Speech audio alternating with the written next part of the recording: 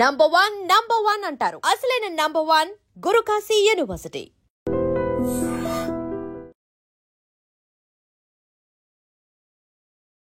నమస్కారం, welcome to I dream. ధర్మ మార్గం విత్ విజిత కార్యక్రమానికి స్వాగతం.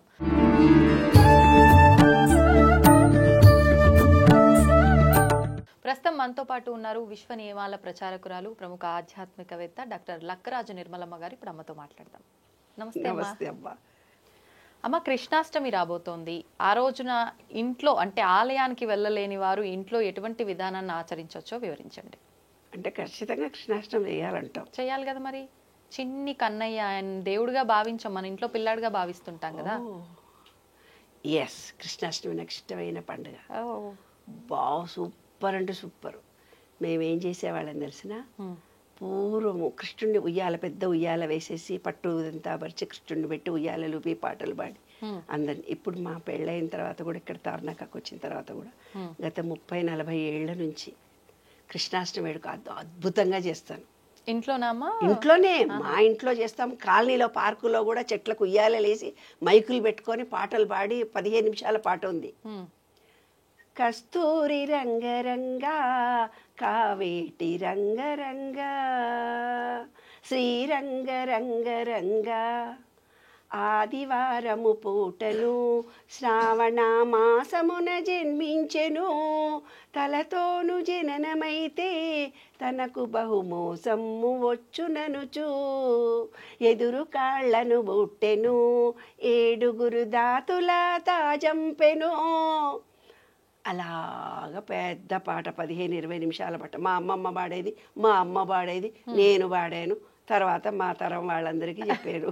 ఇది వినాలి లేదంటే పాడాలమ్మా ఆ రోజున ఖచ్చితంగా? మా పాట పాడుకుంటూ ఉయ్యాలో వేసడం, లేదంటే త్యాగరాజ గానసభలో ఇంకో చోట పిల్లలందరికీ కృష్ణుడి వేషాలు వేసడం, రాధికల వేషాలు, గోపికల వేషాలు వేసడం, కృష్ణుడి వేషాలు వేసడం చేయించాం చాలా ఏళ్ళు.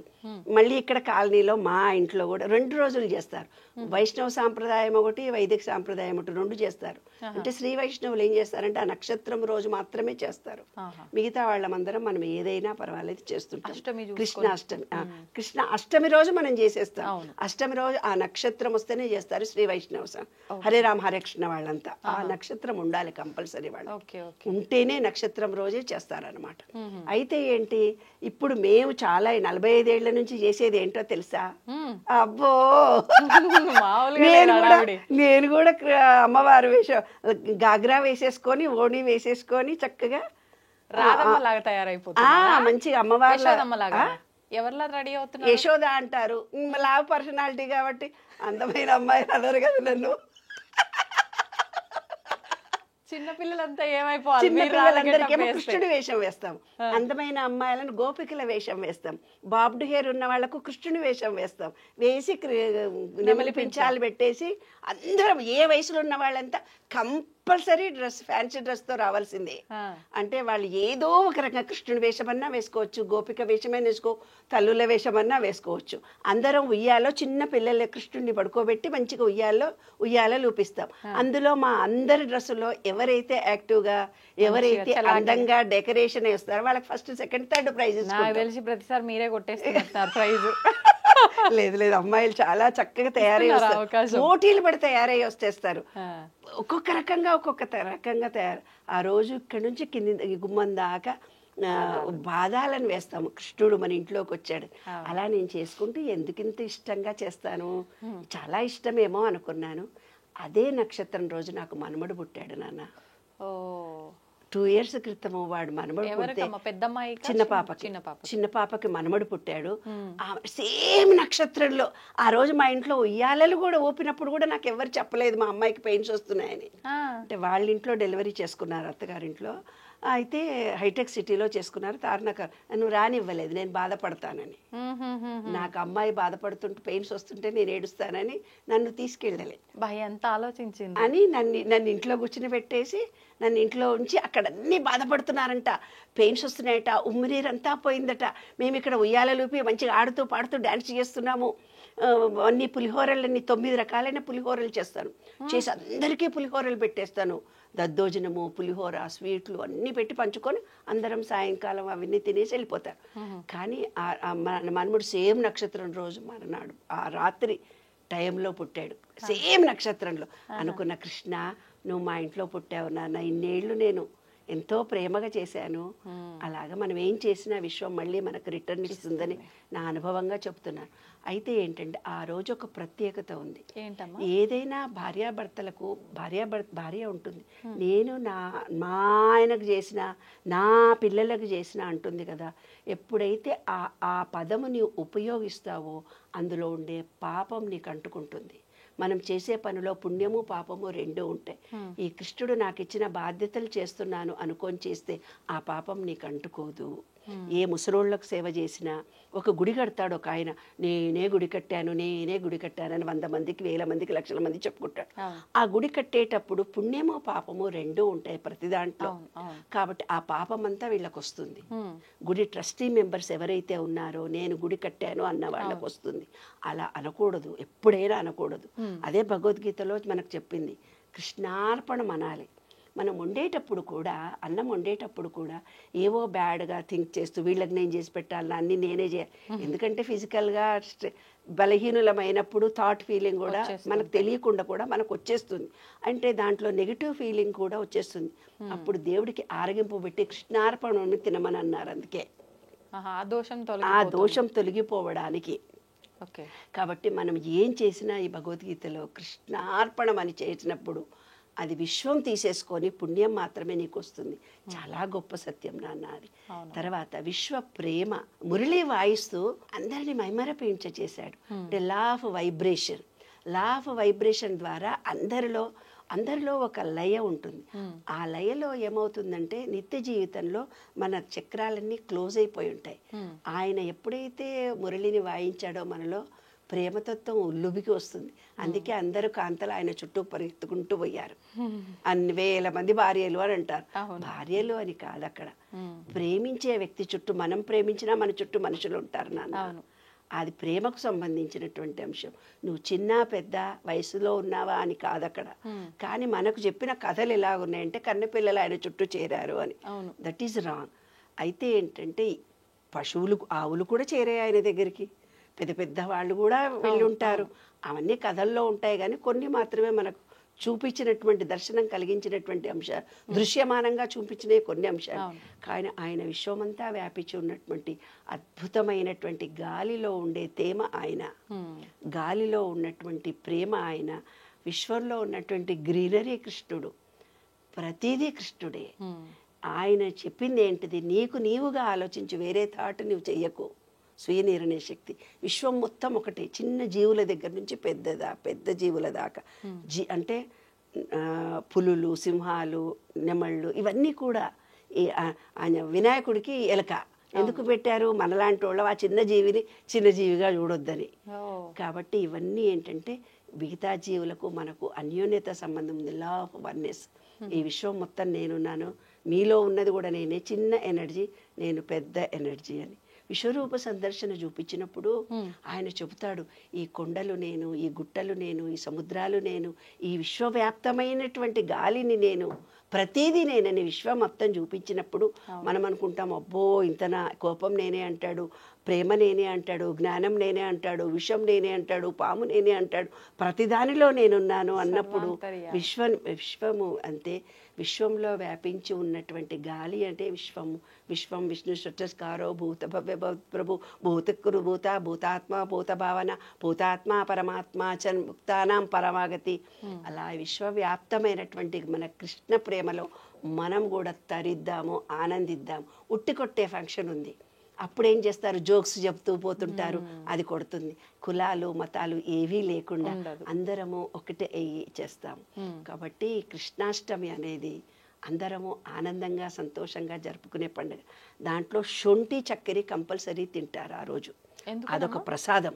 ఎందుకంటే అప్పుడంతా వర్షాలు పడుతూ పోతుంటుంది, మన మణిపూర చక్రం ఏదైతే క్లోజ్ అయిపోతుందో, చల్లదనానికి వాతతత్వం పెరుగుతుందో, శొంఠి చక్కెర వేసుకున్నప్పుడు అగ్నితత్వం మనలో పెరిగి ప్రేమతత్వానికి ధ్యానతత్వానికి, ధైర్యతత్వానికి మనలో ఉన్నటువంటి ఎనర్జీ లెవెల్స్ పెరుగుతాయి. జీర్ణశక్తి తరిగిపోకుండా బాగవుతుంది. కాబట్టి కృష్ణాష్టమి రోజు ఖచ్చితంగా శొంఠి పొడిలో చక్కెర వేసుకొని దేవుడికి ఆరగింపు పెట్టండి, మీరు తినండి.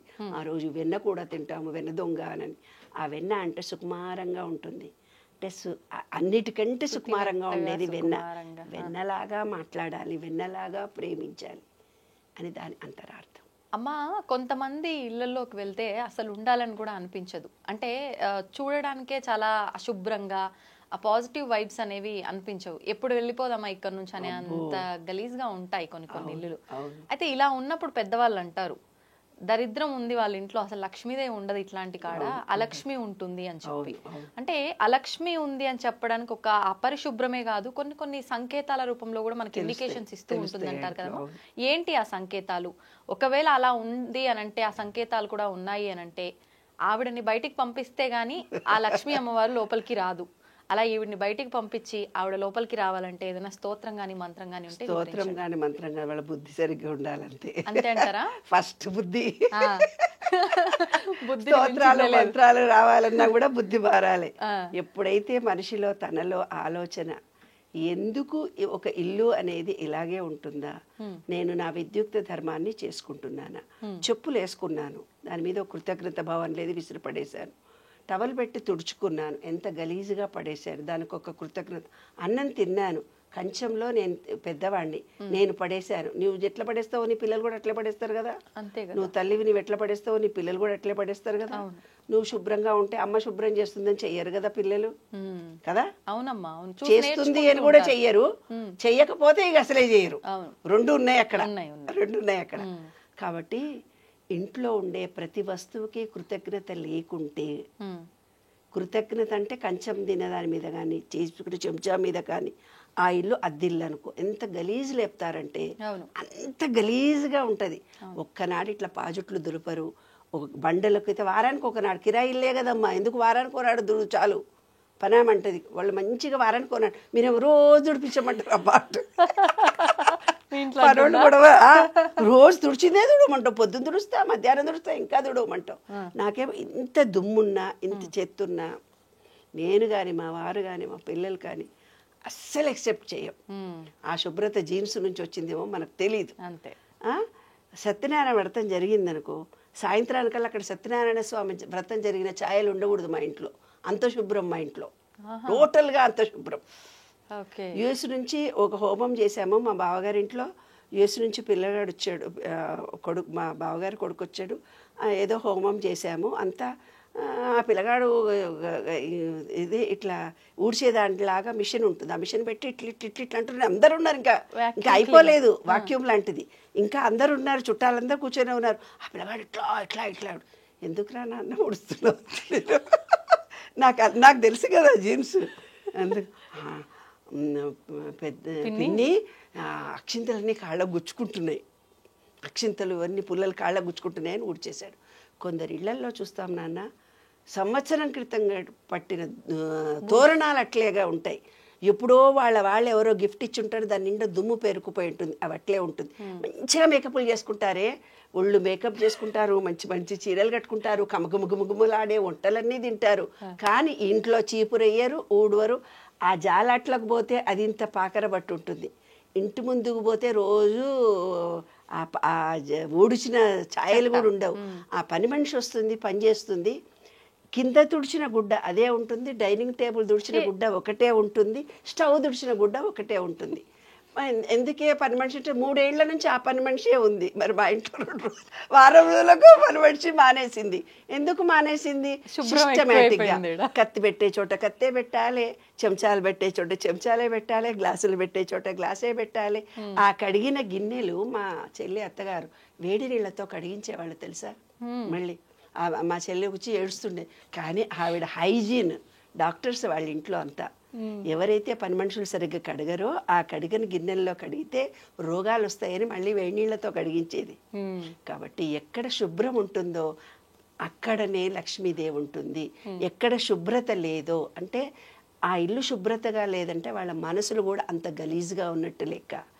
ఎప్పుడైతే ఇల్లును చూసి ఇల్లాలిని చూడు అంటారు నాన్న, అంటే ఆ ఇంట్లో మేల్ కానీ ఫీమేల్ కానీ అధికారికంగా ఉన్నవాళ్ళు ఎప్పుడైతే శుభ్రతను పాటిస్తారో అప్పుడు వాళ్ళ ఇంట్లో బుర్ర ఎప్పుడైతే సాఫ్గా పనిచేస్తుందో ఆర్థికంగా లోటు ఉండదు. బుర్ర ఎప్పుడైతే సాఫ్గా పనిచేస్తుందో వాళ్ళ పనులు సక్సెస్ఫుల్గా అవుతాయి. అద్దెంట్లో ఉన్నామని ఇంత గలీజు లేపుకొని ఎవరైనా అద్దె ఇల్లు ఖాళీ చేసిపోతే వాళ్ళ లాట్రిన్లు కిచెన్లు దుబాయ్లో ఖచ్చితంగా మారుస్తారు. ఒక అద్దెకుండి వాళ్ళు వెళ్ళిపోతే బాత్రూమ్ టాయిలెట్ అదే అదే ఉంటుంది కదా, టాయిలెట్ కిచెన్ గట్టు పూర్తిగా తీసేసి మళ్ళీ బండలేసి వేరే వాళ్ళకి ఇచ్చేస్తారు. ఇక్కడ హైదరాబాద్లో కూడా అట్లా, ఎందుకంటే ఊడవరు తుడవరు కడగరు, అద్దిల్లే కదా అని. వాళ్ళకు జన్మలో కూడా ఈ భూతల్లి ఏం చేస్తుంది, వాళ్ళకి సొంత ఇల్లు ఇవ్వదు. అద్దెలను కూడా నా ఇల్లు అనుకొని చేస్తేనే వాళ్ళకి ఇల్లు వస్తుంది, లేకపోతే ఇల్లు రాదు. ఇంటి రహస్యం ఇదే. మాకు తెలిసిన ఒక ఆయన ఫోన్ చేశాడు నాకు. ఫోన్ చేసి, అమ్మా నేను మోషన్ రాదు, నాకు డాక్టర్ దగ్గరికి పోయి ఇనిమా తీసుకుంటే కానీ రాదు. వాడు ఒక ఇంజెక్షన్ చేసి నా మూలాధార అది మోషన్ పోయేదానికి ఇంజెక్షన్ ఇచ్చి వెడల్పు చేస్తే కానీ అతనికి మోషన్ రాదు. వారానికి ఒక రోజు తీయించుకోవాలంట దవాఖానకు వచ్చి. ఎక్కడో ఆంధ్రాలో దూరంలో ఉంటాడు ఆయన. ఈ తర్వాత ఇంకొక ఆయన ఉన్నాడు, ఆయనకేమో పక్షవాతం లాగా వచ్చి భూమి మీద నుంచి లేవలేకుండా అక్కడే ఏదో పుండు పడిపోయిందట మోషన్ దగ్గర. అందరికీ ముగ్గురు కొడుకులట, ముగ్గురు కొడుకుకి అట్లనే ఉందట. మీ నాయన ఎట్లుండే అని అడిగిన నేను. ఆయన అంటే డిఎన్ఏ వాళ్ళు వచ్చిందేమో అని చూస్తాను కదా నేను పరీక్ష చేసినప్పుడు అన్ని రకాలైన క్వశ్చన్స్ నేను వేస్తాను. డిఎన్ఏ వల్ల వచ్చిందేమో అని అనుకొని, పోనీ మీ తాతలు ముత్తాతలు వాళ్ళు ఎట్లా ఉన్నారు అని అడిగిన. అంటే దే ఆర్ గుడ్ అన్నాడు. 3 తరాల నుంచి ఇది వస్తుంది, తాత తండ్రి వీళ్ళు, ఈయన పిల్ల, ఈ 3 తరాలే ఇలా వస్తుంది. అంతకుపూర్వం అట్లా లేరు. అంటే పోనీ నేను అనుకున్న డిఎన్ఏలో కూడా వస్తుంది కదా, డిఎన్ఏలో కూడా పాపం వస్తుంది. అద్దె ఇంట్లో ఉంటేనే అట్లాంటివి వస్తాయి, అద్దె ఇంట్లో ఉండి పట్టించుకోకపోతే వస్తాయి, లేకపోతే ఇంకొక రీజన్ ఉంది చెప్తాను. అయితే అతన్ని నేను అడిగిన క్వశ్చన్ ఏమిటిదంటే, పోనీ నాన్న మీ ప్రాపర్టీ ఎక్కడి నుంచి వచ్చింది మీకు అని అడిగిన. మా ముత్తాత ఒకళ్ళ ఇంట్లో రెంటుకుండి వాళ్ళతోటి కొట్లాడి ఆ ఇల్లు రాయించేసుకున్నాడు మాదని, దౌర్జన్యంగా. అద్దింట్లో ఉండే ఓనర్స్ని సతాయించిన, అద్దింట్లో ఉండి ఓనర్స్ ఇల్లును ఇంత గలీజ్ చేసిన లక్ష్మీ కటాక్షం ఉండదు, సొంత ఇల్లు రాదు. అంటే భూదేవి అనేవి భూచక్రం అంటే మూలాధార చక్రం ఆటోమేటిక్ విశ్వ నియమాలు తెలుసుకుంటే ఎవరు తప్పు చేయరు నాన్న. అవే విశ్వ నియమాలు నేను రీసెర్చ్ చేసింది బంగారు తల్లి. అట్లా వాళ్లకు ఏమైపోయిందంటే, ఎవరైతే ఇంటి ఓనర్ ఎంత కసిగా ఎంత బాధపడుతూ ఏడ్చాడో వాళ్లకు మూలాధార చక్రం క్లోజ్ అయిపోయి మోషన్ రాదు. చూసావా 3 తరాల వరకు. ఏంది నానంటే, మా తాత ఒక ఇల్లు దొబ్బేసిండని చెప్పిండు వాడు. ఇంట్లో కిరాయకుండి ఆ ఇల్లు నాది అనగానే వీళ్ళకు 3 తరాల వరకు మోషన్ రాకుండా అయిపోయింది.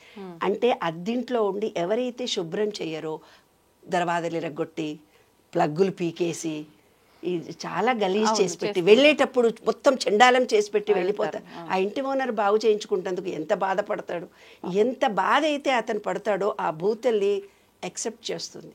ఎందుకంటే ఇల్లు కట్టడానికి ఓనర్ ఎంతో కష్టపడితే గానీ ఆ ఇల్లు తనది కాదు. అలాంటప్పుడు అద్దెకుండే వాళ్ళు ఇలా చేస్తే వాళ్ళకు మూలాధార చక్రం క్లోజ్ అయిపోతుంది. అద్దె ఇంట్లో ఉండి ఓనర్స్ని సతాయించిన ఆ మూలాధార చక్రం ప్రాబ్లం. బ్యాలెన్స్డ్ మైండ్ రాదు దానివల్ల. ఏమ్మా ఎంత డబ్బు ఉంటే లాభం? ఫైల్స్ ప్రాబ్లమే వచ్చి రోజు బ్లడ్ పడుతుంటే ఏం తింటాడు వాడు? కాబట్టి చాలా జాగ్రత్తగా ఉండాలి. ఇల్లు శుభ్రం చేసుకోవడం అనేది. లక్ష్మి అంటే ఏంటి తెలిసిన, చిన్నటి కమలంలో అమ్మవారిని చూపించారు, నీకు లక్ష్మీదేవిని చూపించారు. కమలం నువ్వు ముట్టుకుంటేనే ఇలా పడిపోతుంది కదా, దాంట్లో ఒక మనిషి కూర్చోగలుగుతుందా? కూర్చున్నది అన్నట్టుగా చూపించడంలో ఉద్దేశం ఏంటి? ఇల్లు అనేది కూడా కమలంలాగా శుభ్రంగా ఉన్న ప్లేసుల్లో, నీట్గా ఉన్న ప్లేసుల్లో, ప్రేమగా ఉన్న ప్లేసుల్లోనే ఆమె నివాసం ఏర్పరుచుకుంటుంది. అక్కడి నుంచి దుమ్ము గార్చి డ్రైనేజీలు కారిపోతూ, ఇంకా ఏడుది ఈ రోజుల్లో లాట్రిన్లు బాత్రూమ్లు ఇంట్లోనే ఇంటర్నల్ అటాచ్డ్ బాత్రూమ్లు. ఆ బాత్రూంలోకి పోయి నీళ్లు పోయకుండా వస్తారు, కంపు వాసన ఇల్లంతా నిండిపోతుంటుంది. ఏరా ఎవరు పోయినరా అంటే ఇంట్లో ఎవడో ఓడిపోయింటాడు, ఎవరు చెప్పాడు వాడు నేను నీళ్లు పోయలేదని ఎవరు చెప్పరు. అట్లాంటిది కిరాయికి ఉండేవాళ్ళు ముగ్గురికి కనుక ఒక బాత్రూమ్ ఉంటే కనుక ఇంకా బాత్రూమ్ని ఎవరికి అడుగుతారు నాన్న, అంత గలీజు ఉంటుంది. కాబట్టి అద్దెకు ఉండే వాళ్ళందరూ చాలా జాగ్రత్త. అలక్ష్మి అంటే ఇదే, ఇంటి ఓనర్ని కష్టపెట్టొద్దు. ఈ భూతల్లి అన్నీ రికార్డ్ చేస్తుంది నీకు, ఇది రికార్డ్ చేసి నీకు అలక్ష్మిని ఇస్తుంది. మనసులో కూడా ఏకాగ్రత, మనసులో కూడా ఒక పద్ధతి ఏర్పడాలంటే మన చుట్టూ ఉండే సరౌండింగ్స్ మంచిగా ఉంటేనే మన మనసు బాగుంటుంది, లేకపోతే మన మనసు బాగుండదు. మనసులో స్థిరత రావాలంటే శుభ్రత చాలా అవసరం. శుభ్రం ఉన్న చోటనే లక్ష్మి ఉంటుంది. అందరు లక్ష్మీనామాలు, లక్ష్మీ పూజలు, ఆ దేవుడు పూజలు మడిగట్టుకుంటారు, ఆ పూజలు ఈ పూజలు చేస్తారు, ఇల్లంతా గలీజుకుంటుంది. అట్లుండి మళ్ళీ అక్కడ పోయి ఇక్కడ పోయి మాంసం తినేసి వస్తారు, మళ్ళీ ఏదో మంత్రాలు చదువుతూ పోతుంటారు. కాదు, అందుకనే పెద్దవాళ్ళు శుచి శుభ్రత అని అన్నారు. ఇల్లు ఎప్పుడు శుభ్రంగా ఉంటుందో ఆ ఇంట్లో ఆడవాళ్ళు ఎప్పుడు ఏడవకుండా ఉంటారో, ఆడవాళ్ళు ఇంట్లో గొడవలు పడకుండా ఉంటారో, భార్యాభర్తలు పిల్లలు, అదే అలక్ష్మి నాన్న. అలక్ష్మి అంటే వేరే ఏదో వచ్చి కనిపించదు. కాబట్టి అన్యోన్యత రావాలి కుటుంబంలో అంటే ఇల్లు శుభ్రంగా ఉండాలి. ఇల్లు శుభ్రంగా ఉండాలంటే వాళ్ళ మనసు శుభ్రంగా ఉండాలి, మాట శుభ్రంగా ఉండాలి, బిహేవియర్ శుభ్రంగా ఉండాలి. వాళ్ళు శుభ్రంగా ఉంటే పిల్లలు శుభ్రంగా. మంత్రాలు ఎన్నో ఉన్నాయి, తంత్రాలు ఎన్నో ఉన్నాయి, రోజు యూట్యూబ్లో చెప్తూనే పోతున్నారు. లక్ష్మీ కటాక్షం కోసం ఈ పూజలు చేయండి, ఆ పూజ చేయండి. నాకు తెలిసింది శుభ్రత ఉన్న చోటనే లక్ష్మి ఉంటుంది. అదే విశ్వ నియమం, అంతకంటే ఎక్కువ ఏ నియమం లేదు. పో శుభ్రం చేసుకోపోయి తవ్వండి, తవ్వుతూనే శివలింగం సరే దాన్ని అట్లా కప్పేసేయండి, చూపించదండి. కృష్ణ ఇస్ దేర్, మూర్తి పూజ కాదు, సాక్షాత్ బ్రజేంద్ర నందన భగవాన్ ఉన్నారు మూర్తిలో. ఏమీ ఆశించకుండా ఆరాధించే వాళ్ళు కూడా ఉన్నారా ప్రభుజీ? నిజమైన భక్తి అంటే మనకు తెలియదు కాబట్టి